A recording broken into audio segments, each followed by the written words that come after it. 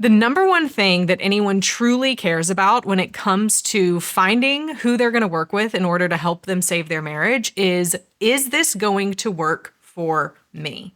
And that question isn't just true in getting marriage help. That question is true when it comes to several other things that we look at in life, whether we're thinking about taking a new supplement or a new drug for something medical. We always want to know the success rate of it. And ultimately, is this going to work for me?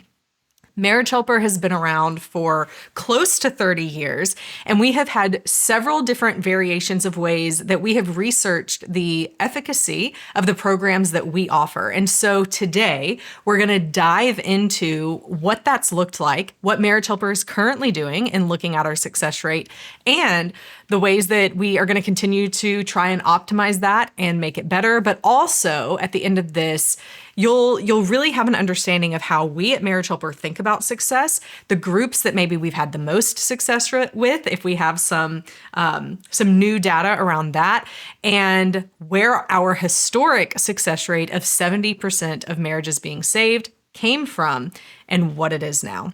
So we're going to dive into this conversation, and I am joined by our Director of Research here at Marriage Helper, Dr. John Hill.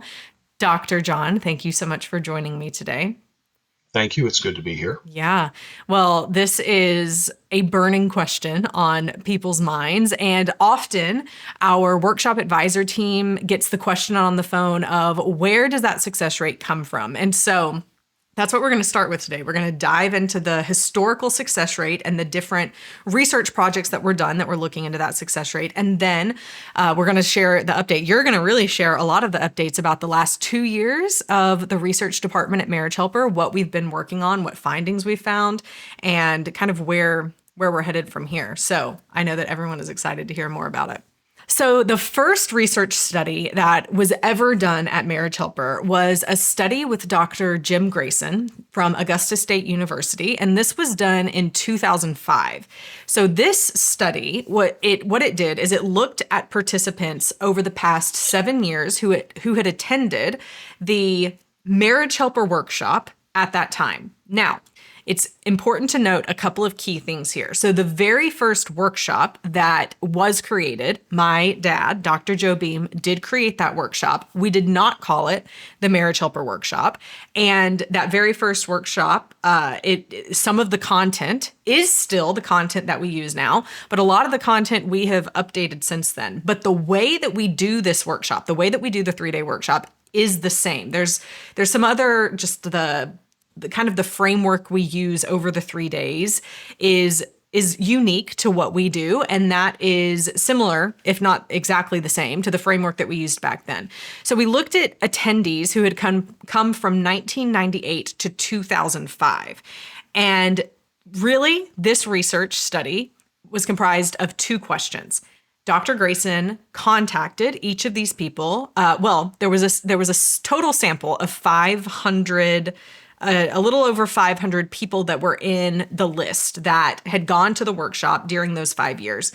And 56% of those people ended up responding to his survey, which we may talk more in when we get into this about attrition and how there's always going to be attrition. You're never going to have 100% of people unless you have them in a very controlled study to be able to get all of those people answering. But we had 56%, and it was enough to power the study to the rate that he wanted it to be powered. So I'm going to pause right there because I think this is an important part, and it's going to come up in several of the things. So John, when we talk about powering a study, what does that mean? Well, what we want when you talk about the statistical power of a study, you want to be able to have a study that's big enough so that if you were going to repeat it, that you'd be able to have the same success. And even then, there's probabilities associated. Most researchers these days want a sample size that's big enough that there's at least an 80% chance that they'd find the same thing if they did the exact same study again. So Dr. Grayson, back in 2005, when he interviewed 500 people and asked them what's your current marital status compared to where you were when you came to our workshop, and would you recommend Marriage Helper? Yes, no. 500 people is a fantastic number. To see if that was statistically powerful, you'd find another 500 people that Marriage Helper had interviewed and ask them.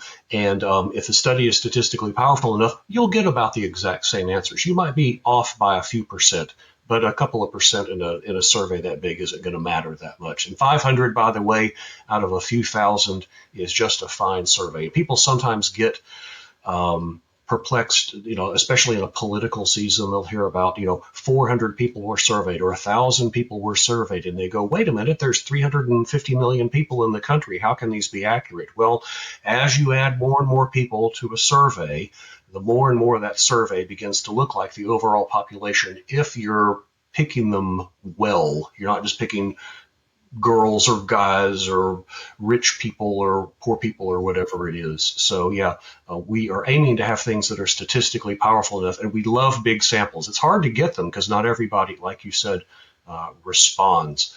So if we send a sample out to you or a survey out to you, and you qualify, we'd love for you to answer because we need to get that sample size just as big as possible so our research can be accurate. Right, absolutely.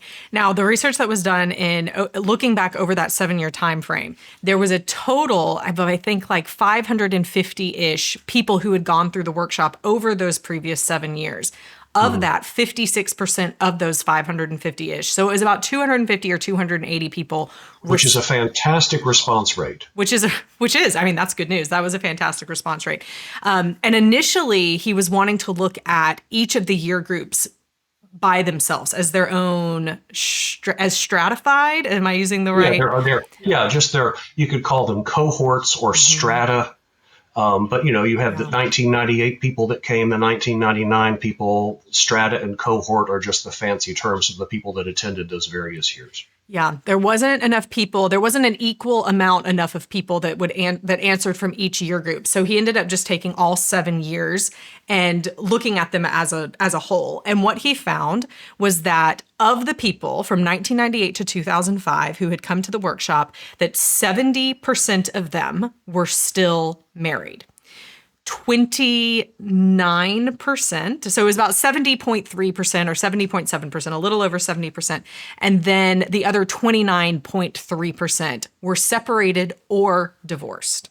So there were some years within that group that there was an 86% success rate if you just looked at that year. There was another year in that group that was like a 60% success rate if you just looked at that year. But when he averaged all of them, it was just over a 70% success rate. For ease of math, we would just call it a 70% success rate at looking at that cohort of a 7-year, like longitudinal part. Would you call that longitudinal? Where we're looking over. Yeah, you're cross-sectional. You're looking at that's the word. Snapshots between 1998 and 2005. So we didn't start in 1998, and Dr. Grayson didn't check them in 98, then 99, and then 2000, all the way back to 2005. He just looked at everybody, and we've done that before. Before we started this new round of research, we did email surveys out to folks going back as far as 2017, 2016, and asking them, are you still married to the person you attended the workshop with, and would you recommend Marriage Helper, and a couple of other real simple questions. We've done very similar things. We've even done phone conversations with a few hundred of those people too. It works on the same principle. Yeah. Now so some people who have been around Marriage Helper for a while, they may say, hold on though, I feel like I've heard in the past that y'all used to use 77%. Now you're saying 70%. What changed? Well, here is what changed. There was a conversation that we had in those early days. I actually wasn't a part of it. I wasn't at the organization yet, but there was a conversation that Dr. Grayson had with our team at that point, and he talked about weighted versus unweighted.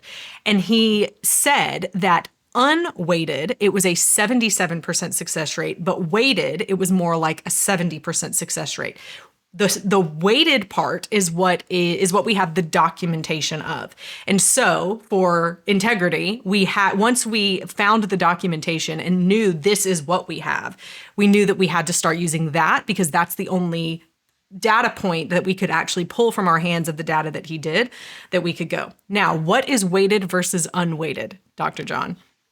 Okay, so weighted versus unweighted. Let's go back to the last political season that we just had here as an example. So when somebody calls you or emails you or sends you a text message asking who you're going to vote for when it comes to president or senator or something like that, it's very, very, very hard to get the number of people that that are Democrat in your area, that are Republican in your area, that are independent or something else in your area, and so sometimes you end up with these gaps. You might have too many people that responded who were independent, or not too many who were Democrat or something. So what are you supposed to do? You've called and emailed and messaged, and you're not getting anything. Well, you can look back at historical data and say, well, 45% of the population is in this political party. So if we adjust the 37% that we have to look more like the 45, that's what the weighting does. When it goes to things like looking back in time, so I would guess with Dr. Grayson's work, the people that went to the marriage helper program, although it was under a different name then, in 1998, 1999, and 2000, probably not too many of them responded because phone numbers change, emails change, physical addresses change in 7 years, 8 years. Right. And so what do you do with those people when you really wanted to have 100 of them and you only got 30?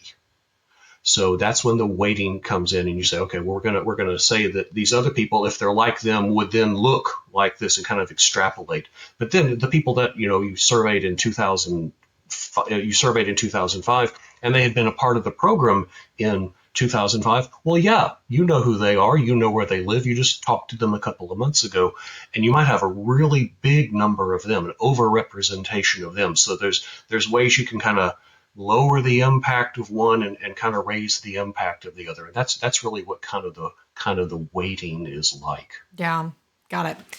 So for 10 years, we used that data to say, this is what Dr. Grayson found, which it is. And there's a 70% unweighted. So that's the strong success rate that we have the data and the documentation for that we move forward with. So 70% success rate. So around 2015 is when the second research study came into play. Now, this research study was done through Dr. Beam's dissertation with the University of Sydney. So he studied, now this study was done way differently. So we're looking at a completely different way to look at success in what Dr. Beam did in his dissertation. In this one, we have a control group and we have an intervention group, but this isn't a randomized control study. That would be the best. That would be the best and highest form of research that we could do. I don't know that we could ever ethically do that. And maybe we could talk about that a little bit more in a minute. Yeah, that would be tough. It's like, yeah, yes, we know your marriage is in trouble, but for half of you, we're not going to give you any help. Yeah. People don't want to sign up for that. No, for sure. Right. And that's kind of one of the big tenets of research, is that you do no harm. And if you know something, if you're in the middle of a study and find out in the middle of it even that there's a subset of people that are experiencing such higher success rates that it could be harmful, that the other people are not experiencing the same type of intervention, you have to stop the study. And you see that a lot more in the medical field.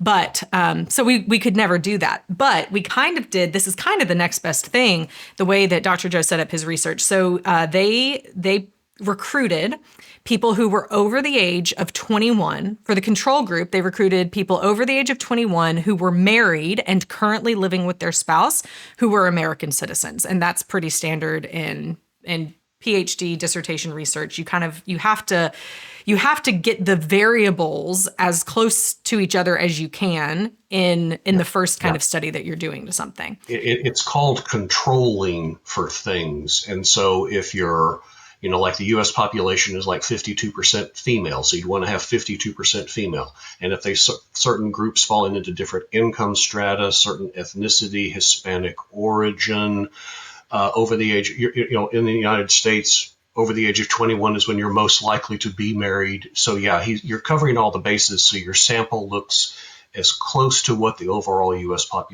adult population looks like. Yeah. So he, and so for he was doing a wave 1 and a wave 2, because there was a pre-test, and then there was a wait time of 3 months, and then there was a post-test. So he recruited 571 people to be in the first part of this research study, and then 142 people completed the second wave. Now, this is what we call attrition.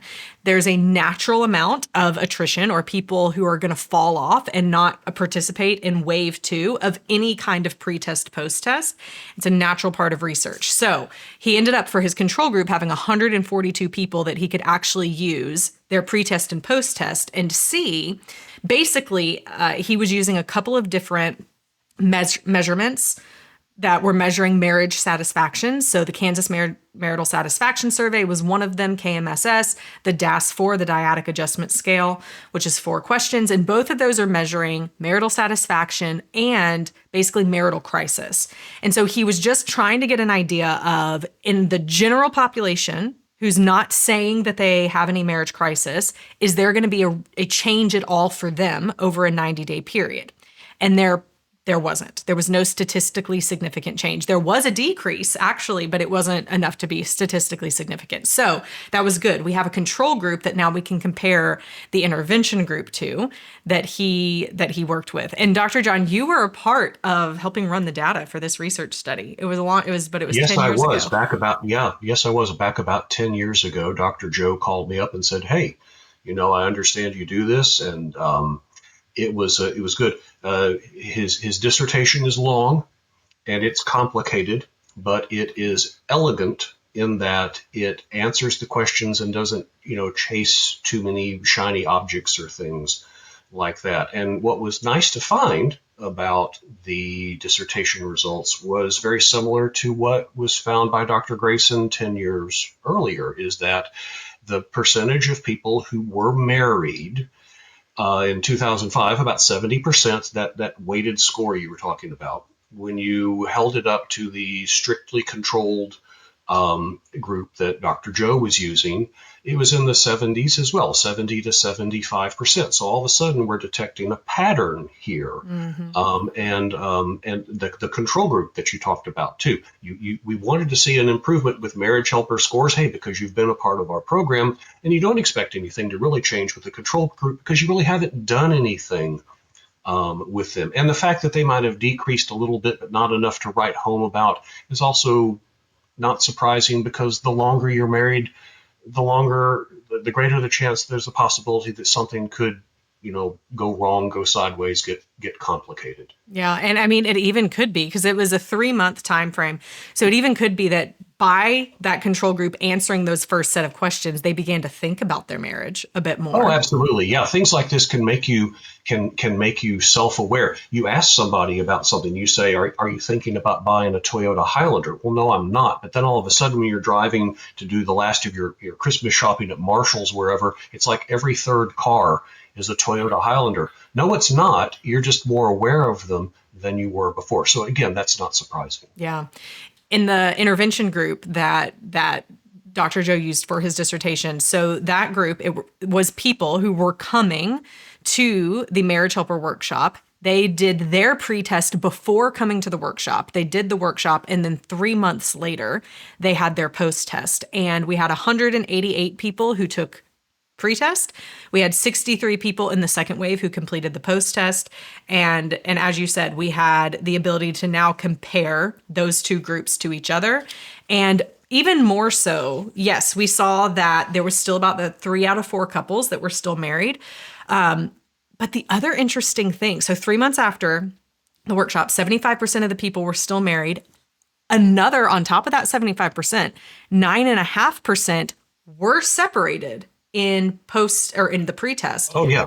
Yeah. And then we're now living together again in the post-test. So that is around 85% of people that had either stayed married or had actually moved in a positive direction, which was really exciting news for us to see from that study in 2015.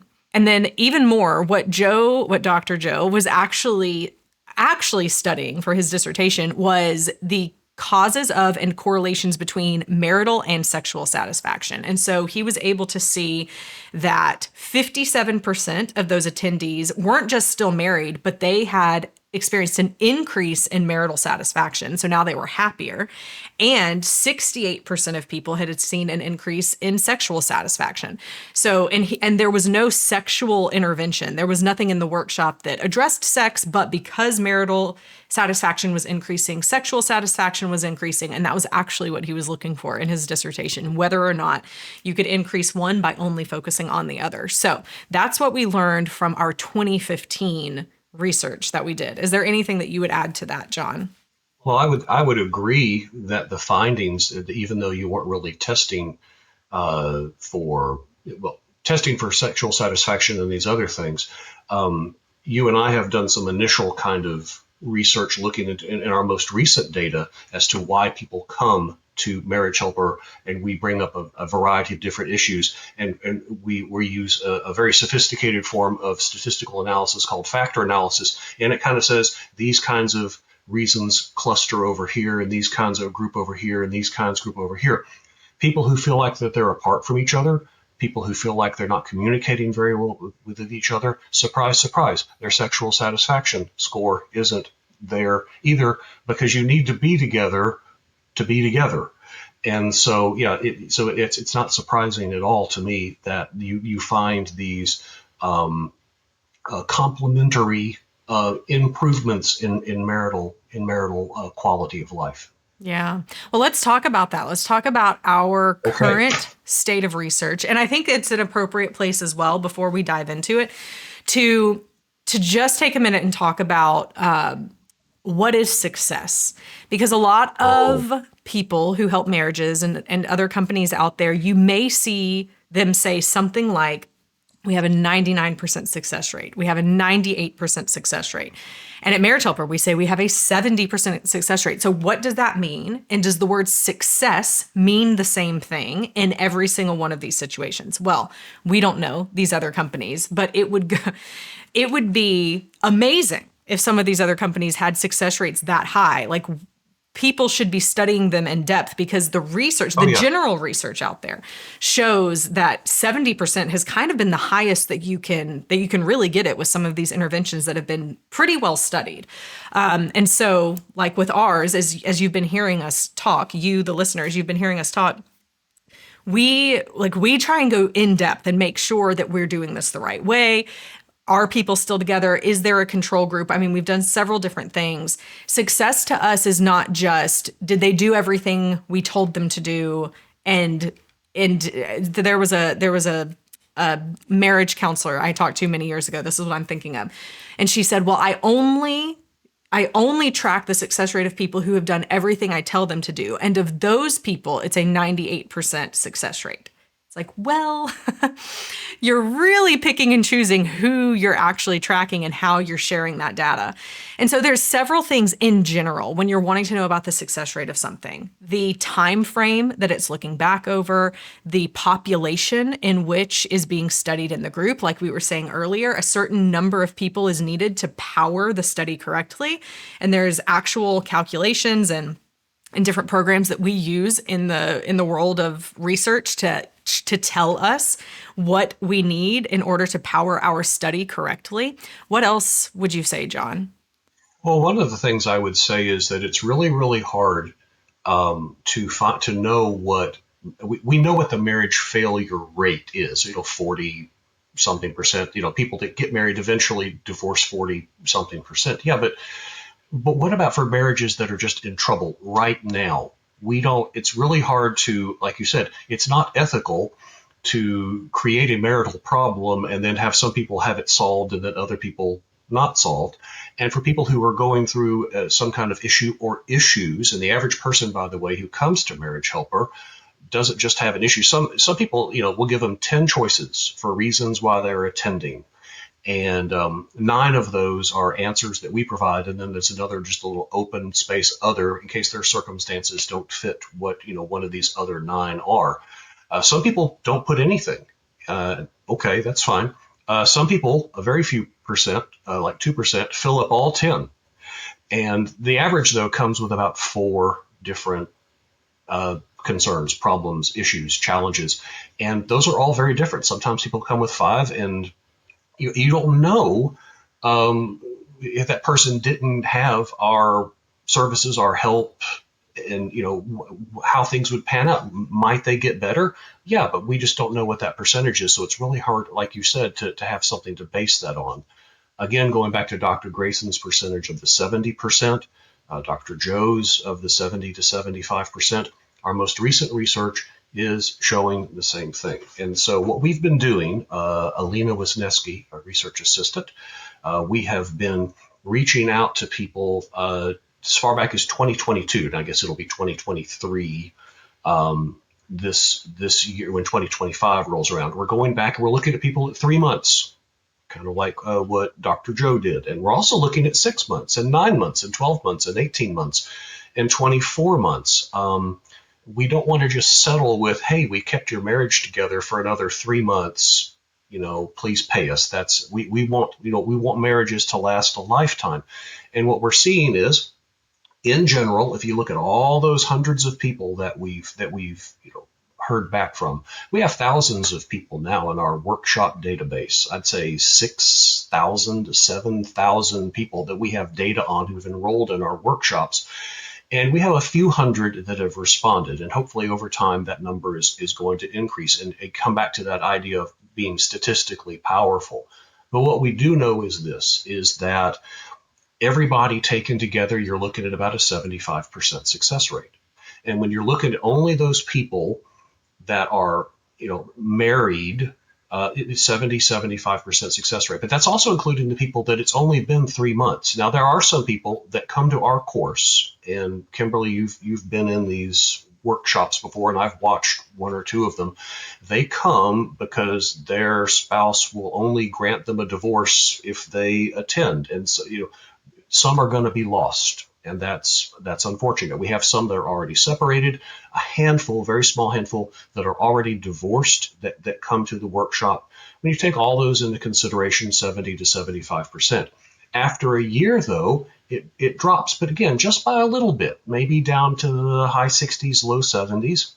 But at 2 years, there seems to be a drop a little bit closer to the 50% line. So marriage helpers success, and we can go back 6 or 7 years if you want to, but it seems to kind of flatten out at about 50%, even after 6 or 7 years. So there's still a positive effect, but 50% isn't where we want. We want it to be higher than that. So one of the things that the research department is doing is, well, what kind of people are coming to our workshop that it's been a minute, and I don't mean by 3 months or 6 months, I mean 2 or 3 years, and they're still together. What separates them from other folks? And is it something to do with their age or the number of children that they have, or is it the particular kind of marital issues that they're presenting? So we want to find out, what their secrets are. And I think that 2025 is going to be talking to those folks. Alina and I spent a good part of the summer and a big part of the fall in focus groups, talking to folks whose marriages were still intact and those that were not, talking about a variety of different issues.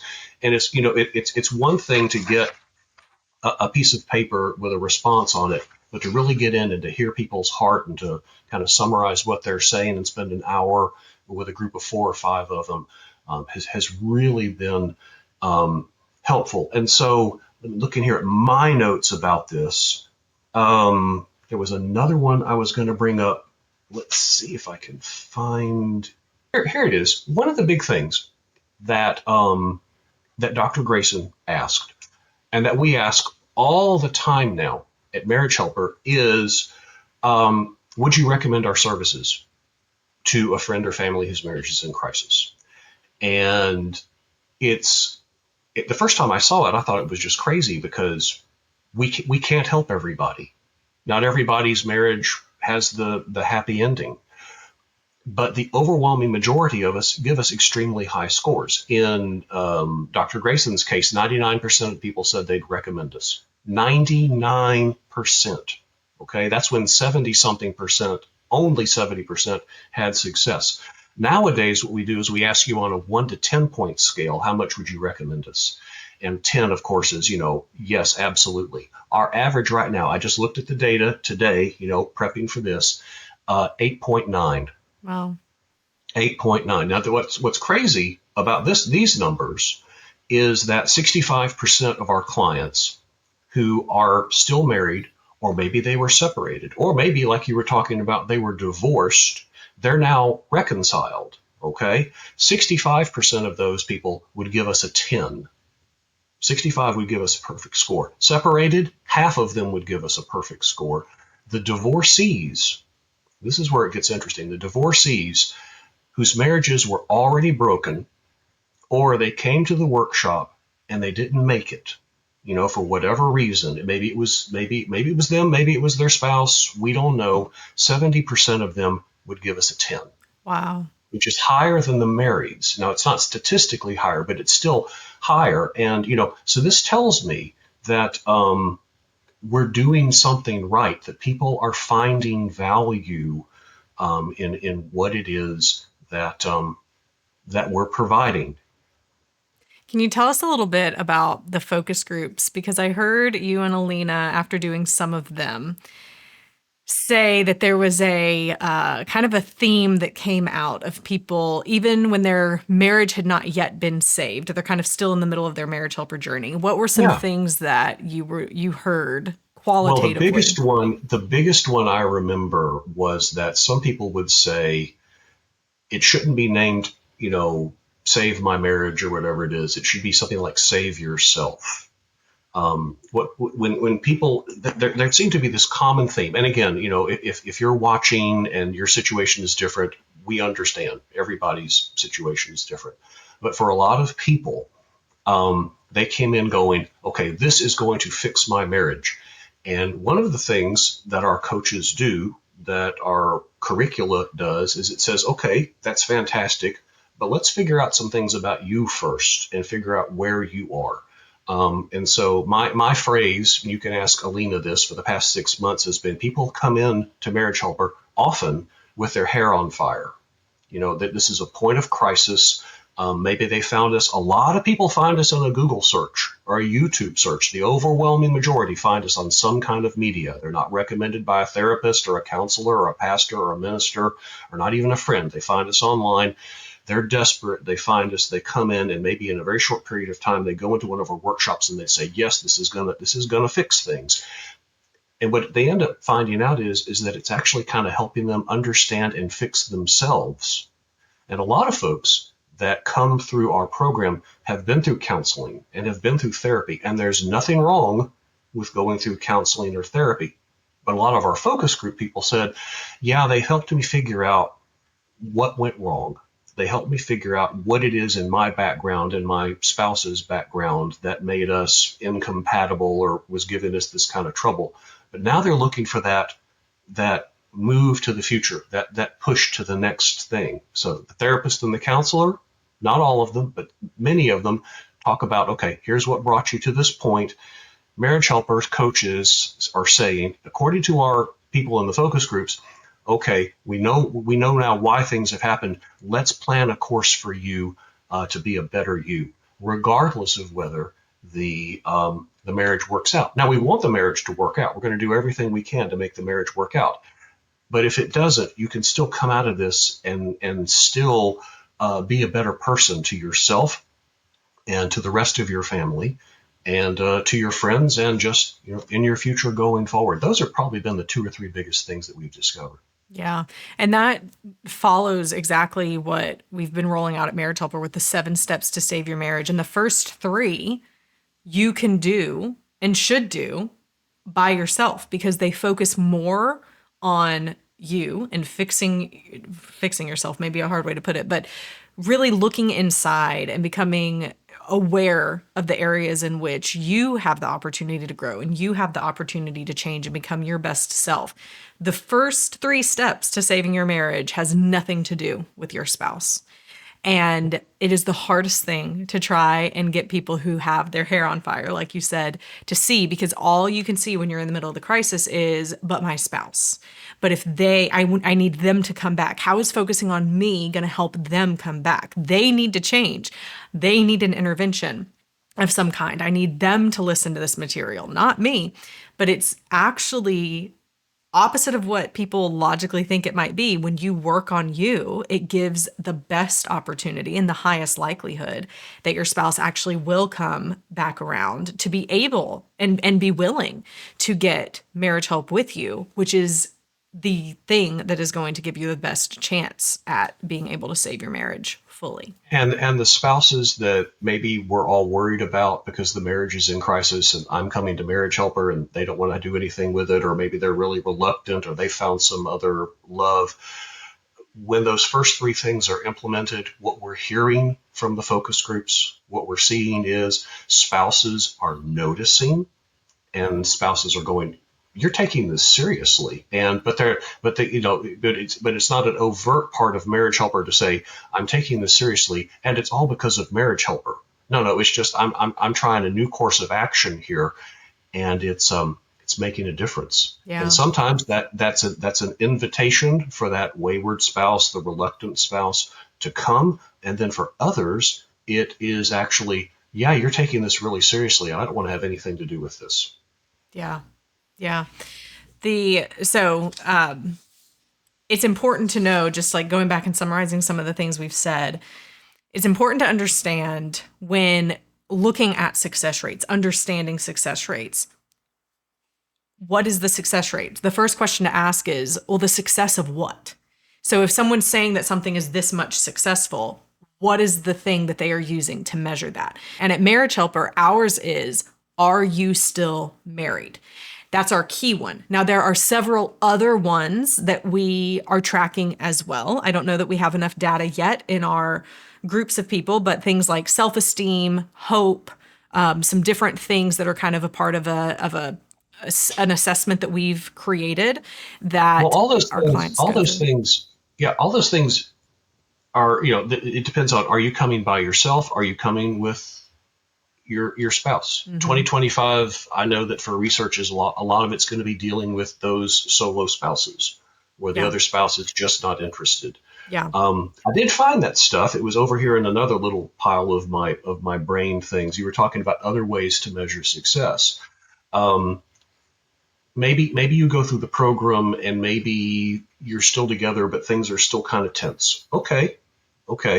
One of the things we've noticed is that on average, these are people who were separated, divorced, or just married and are still married. And again, this is the freshest numbers that we have. Marital satisfaction levels increase significantly. Okay, not doubling or tripling, but they're enough to be statistically significant. People are happier with their marriages. Levels of anger drop by 20%. So if we're ticked off at our spouse, or they are, or both of us are, how would a 20% decrease in that kind of frustration feel to you and to your relationship? Here's another one. Trust increases. A lot of people, almost 2/3 of the people that come to Marriage Helper, tick one of those 10 reasons. They say that one or both of us is having some kind of an affair. Are there trust issues there? You betcha. How would you like to see an improvement in trust? These kinds of things are the building blocks to strong marriages and stronger marriages. And so there's definitely value there. Yeah. Yeah. So it's the success of what, over what period of time, with what group of people, and how many of them. These are key things. And so for us, as John was just saying, like, we are doing a rolling 2-year backwards time frame that we're assessing people, looking at things, not just are you still married, but how are you moving in these other areas. So that's the group of people that we're working with, the clients that we have served, and we're splitting it between people who are coming as couples, people who are coming as solo. In those, we are looking at 2 different things and in what their journey entails and how much data makes something significant. Well, part of the thing at Marriage Helper for us is, like John said, we have 6,000 to 7,000 historical workshop data for clients, but as with probably so many research studies, the thing is getting people to continue to be engaged with the research. And so probably to our detriment, in the past, it was all done through our regular email marketing system, which people, once they get their marriage saved, they're likely to, unfortunately, unsubscribe from Marriage Helper because it can be a reminder of things that they've, the hard times of their life that they've been through. Or people may just get fed up with the fact that we do send a lot of emails, and so they could unsubscribe. But we've moved all of that over to a different system to where it's only research going through that system. So it's going to take time as we continue to build out this data.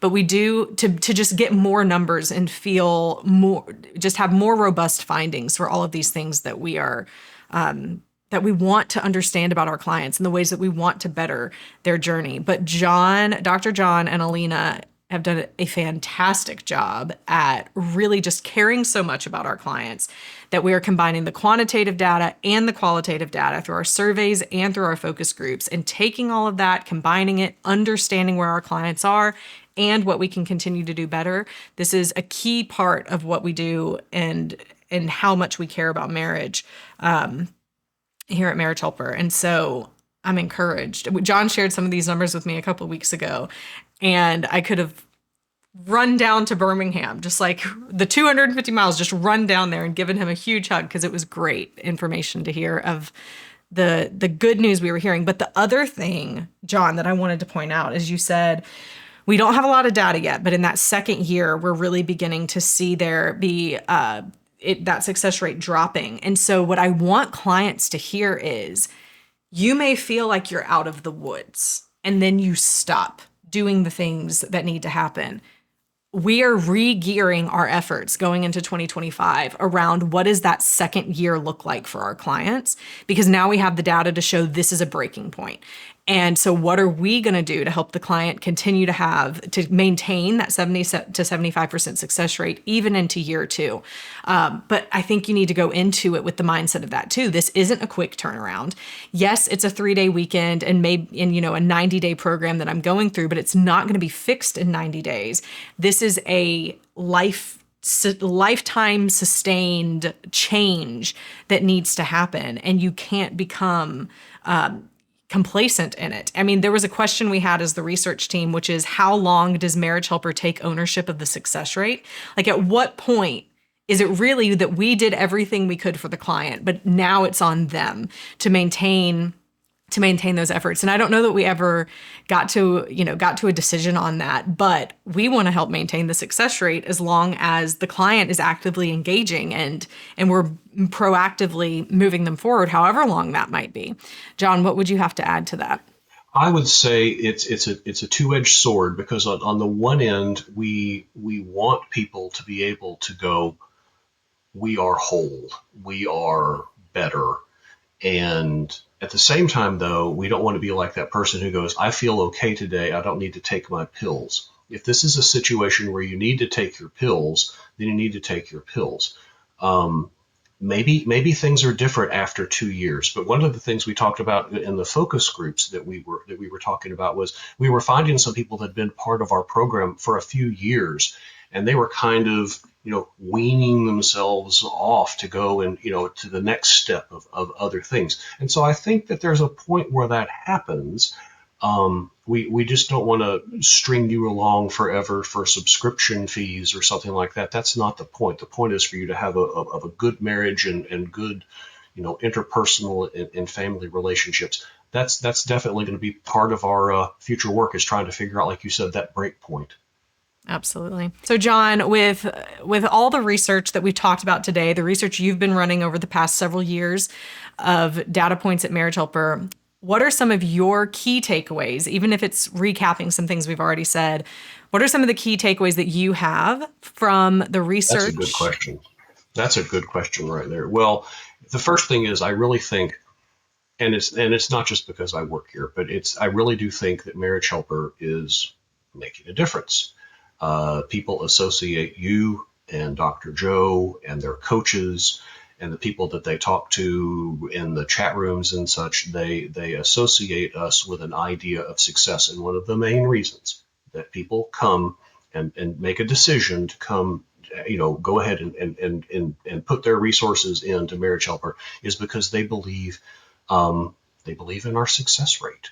They think that it can make a difference, and it is making a difference. Is it going to save everybody's marriage?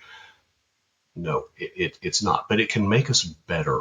Okay, and when we're better, that everybody is going to win. I did before I started doing this work from 1995 to 2015. I did public policy research, and a lot of it dealt with social and economic interactions. We looked at marriage rates, we looked at divorce rates and birth rates, and in all sorts of different ways where we would define changes in culture. We looked at that off and on every few years for 20 years.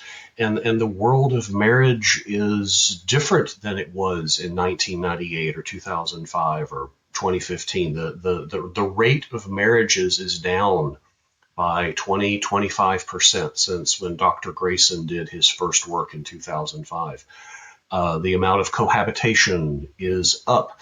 The number of divorces is down, but that's also because fewer people are getting married. And so the world is different than it was 26 years ago. People have different attitudes about marriage. And so it's important to us to refresh our data because we live in a different time. People still think marriage is important, but not as many people are committing to it. 200,000 fewer couples are getting married every year than they were 20 years ago. So there's a lot of work that needs to be done and a lot of facts that might need to be refreshed.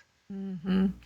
I know at times it can feel like we're fighting an uphill battle with even just cultural changes. I mean, there's that's part of the question that's come up as we've been talking about our research and what we're seeing with our clients is if society as a whole has a different commitment level about marriage, then man, like our success rate is going to be even harder to maintain over time with people, but we are trying our hardest and our darndest, that's for sure. Just like forward thinking into what the future of Marriage Helper looks like. But our sliver is continuing to fight for marriages to stay married and have good and healthy marriages and last a lifetime.